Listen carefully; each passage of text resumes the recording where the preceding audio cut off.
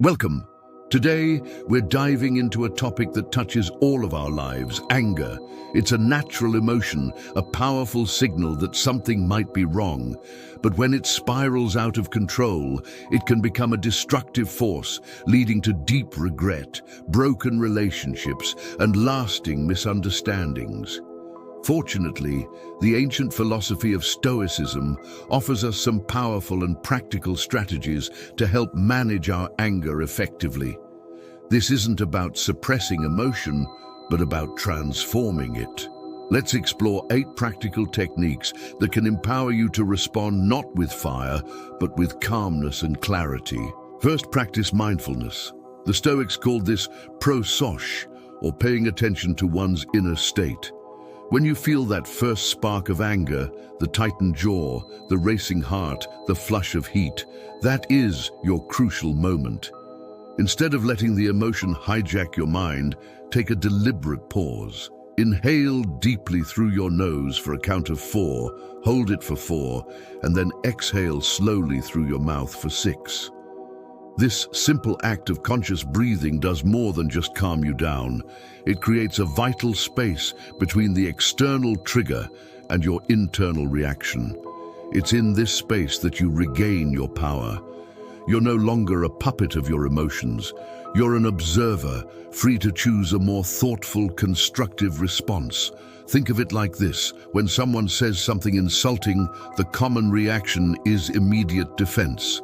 But what happens if you do the opposite? If you simply pause and breathe, you give your rational mind a chance to catch up and ask, is this true? Is this worth my peace?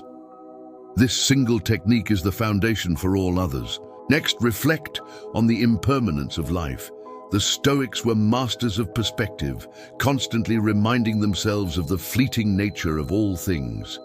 Marcus Aurelius wrote in his Meditations, "You could leave life right now.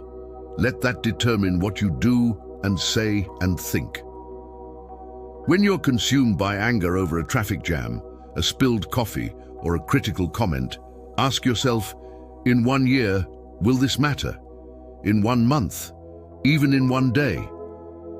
The answer is almost always no. By recognizing that this moment of intense anger is just a temporary cloud passing in the vast sky of your life, you can gain a profound sense of perspective. It helps you see the triviality of many of our daily frustrations. The person who cut you off in traffic will be a forgotten memory in 5 minutes. The anger, however, can linger and poison your entire day if you let it. By remembering that everything, including your own feelings and life itself, is temporary, you can choose not to sacrifice your precious, finite time to an emotion that will inevitably pass anyway. Another effective strategy is to reframe your thoughts. The Stoic philosopher Epictetus famously said, "It's not things that upset us, but our judgments about things." This is a revolutionary idea. The event itself is neutral. It's our interpretation that gives it power over us. Instead of viewing a situation as a personal attack, try to see it as an opportunity for growth, a test of your character, or simply a misunderstanding. For instance, if a colleague criticizes your work in a meeting, your initial thought might be, "They're trying to humiliate me." This judgment fuels anger. But what if you reframed it? What if you thought, "Perhaps they see something I missed, and this is a chance to improve"? Or maybe they're having a bad day and their delivery was poor, but the core feedback has value. This shift in perspective isn't about being naive. It's about being strategic. It disarms the emotional trigger and allows you to respond with empathy and curiosity rather than defensive frustration. You're no longer a victim of the event, but an active participant in shaping its meaning. Consider the concept of control, what the Stoics called the dichotomy of control. This is perhaps the most empowering principle of the entire philosophy.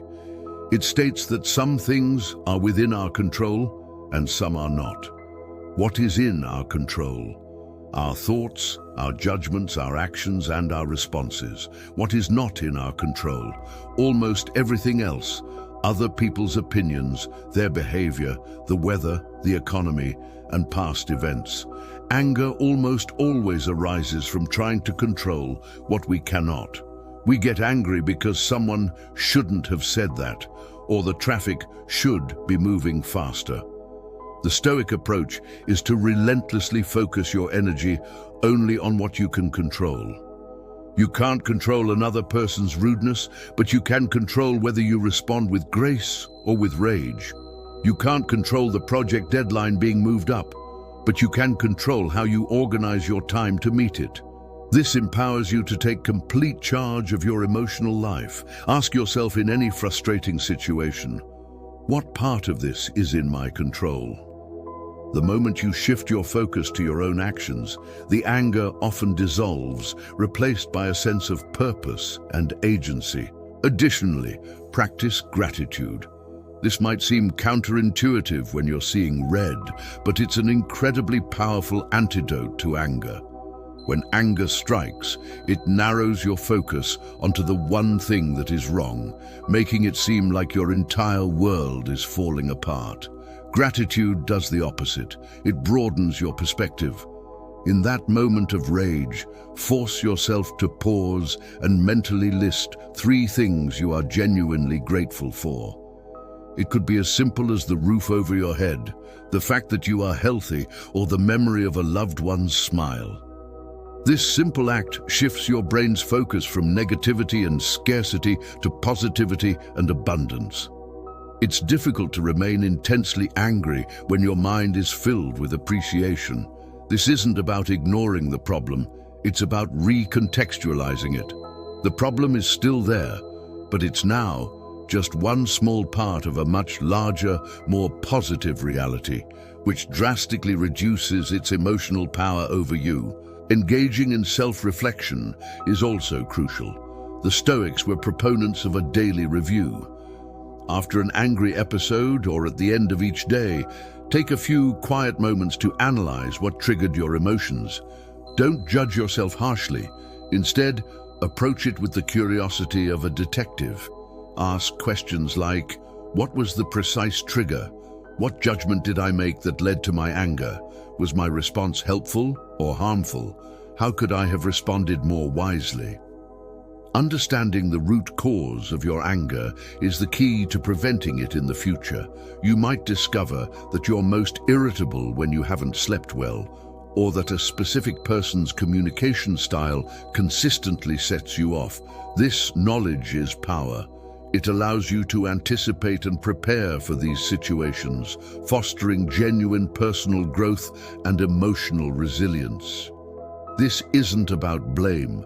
It's about understanding your own internal landscape.